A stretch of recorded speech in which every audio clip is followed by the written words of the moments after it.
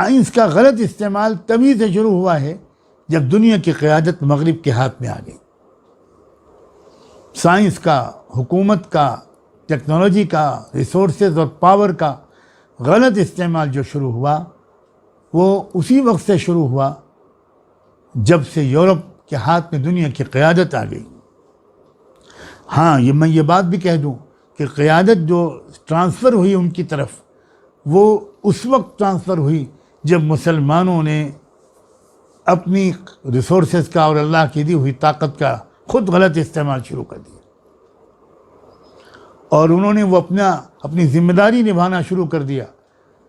جو رشتہ ان کا اور انسانیت کے درمیان تھا، وہ انسانیت کے خیرخواہ اور خدمت گزار بنا کر بھیجے گئے تھے. ان کی ذمہ داری انفرادی نیکیوں کے علاوہ یہ بہت بڑی تھی کہ ان کو ایسی کوشش کرنی ہے کہ دنیا سے غربت مٹ جائے، مظلومیت اور محرومیت کا خاتمہ ہو جائے.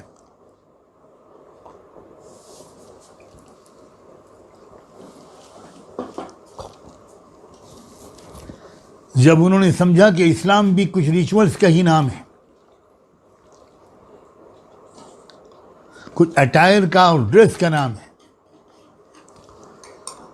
جو بلند مقاصد تھے اسلام کے، لیقوم الناس بالقسط، دنیا میں انصاف کا نظام قائم کرنا،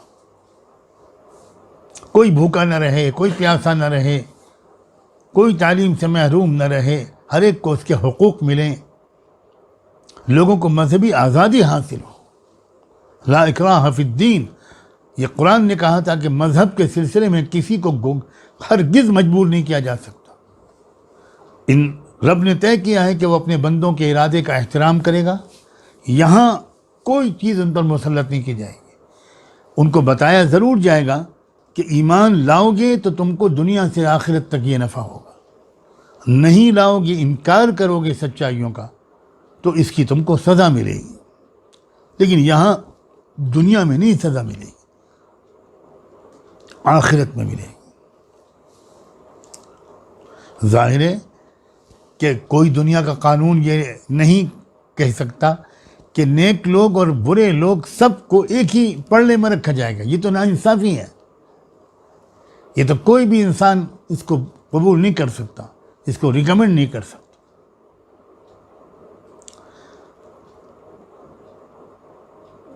تو یہ جو پیغام محمد رسول اللہ کا آیا، اس کے بعد سے دنیا میں روحانی اور اخلاقی تبدیلیاں بھی آئیں، انقلاب آیا، اور اسی طرح مادی اور سائنسی ترقی بھی آئی.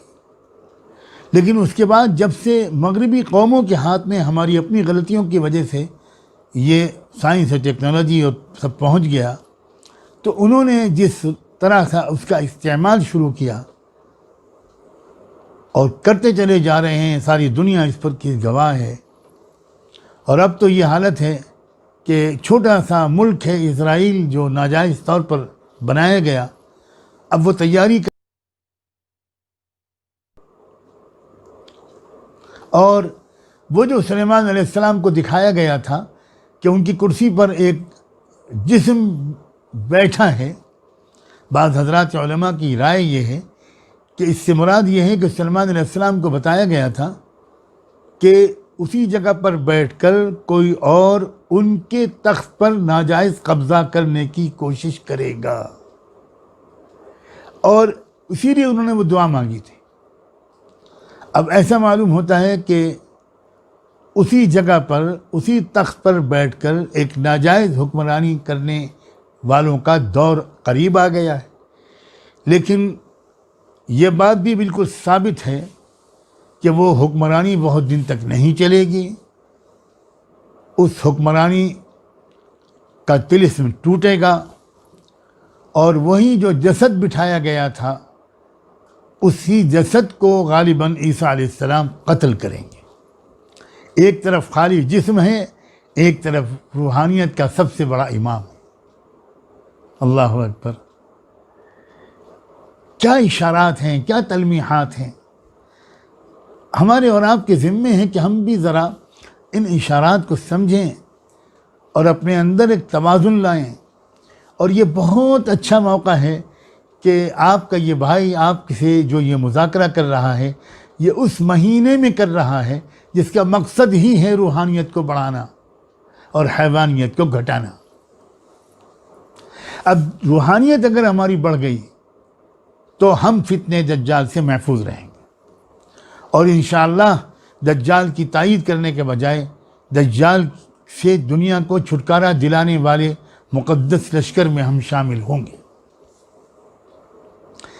یہ زمانہ آ گیا ہے بہت ہی بلند تمناؤں اور مقاصد کا۔ اگر زندگی کو اگر ہم غلط سمجھ رہے تھے اور یہ سمجھ رہے تھے کہ بس ہم پڑھنا ہے، اس کے بعد کوئی جاب کرنا ہے، پیسے کمانے ہیں، شادی کرنی ہے اور کسی اچھی سی بلڈنگ بنانی ہے، ایک دو کاریں خریدنی ہیں، اور اس کے بعد تھوڑے دن کے بعد مر جانا ہے، یہ ہے یہ ورلڈ ویو غلط ہے۔ یہ نظریہ حیات درست کرنے کی ضرورت ہے۔ یہ تو امتحان کی اور مقابلے کی جگہ ہے یہ دنیا۔ یہ تمنا مت کریں آپ کے یہاں کسی سے کوئی مقابلہ کرنا ہی نہ پڑے۔ بھائی امتحان حال میں آپ جائیں اور آپ یہ تمنا کریں کہ مجھے کچھ سی سوال کا جواب نہ دینا پڑے، مجھے تھوڑا آرام سے سو جاؤں، کچھ کھانے پینے کو مل جائے۔ یہ امتحان حال میں نہیں ہوگا، یہ دنیا بھی ایک بڑا امتحان حال ہے، اور اب بہت بڑے بڑے امتحانوں کا دور آیا۔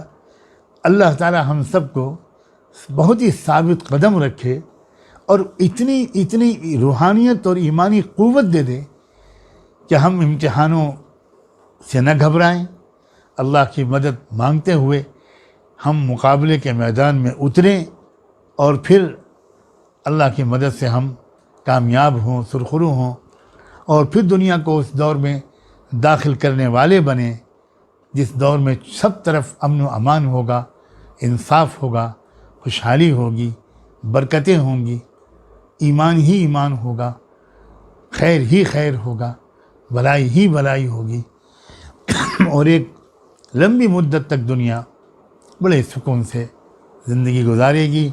اس سے بڑھ کر کوئی نیک کام نہیں ہو سکتا کہ ہم اپنے اور اپنے آنے والی نسلوں کے لیے ایک بہت اچھی دنیا کو قائم کر کے اور چھوڑ کر جانے والوں میں بنیں۔ دل و جان سے دعا ہے کہ اللہ تعالی ہم سب کو تمام فتنوں سے اور بالخصوص دجال کے فتنے سے ہم سب کو محفوظ رکھے، اور اس کے مقابلے کے لیے اور دجالی تہذیب سے بچنے کے لیے ہم کو مضبوط فیصلے کرنے کی توفیق عطا فرمائے۔ وآخر دعوانا ان الحمد للہ رب العالمین۔ ہے ہند میں انوکھا مرکز تحفظ دین، یہ دین کا ترجمہ ہے مرکز تحفظ دین۔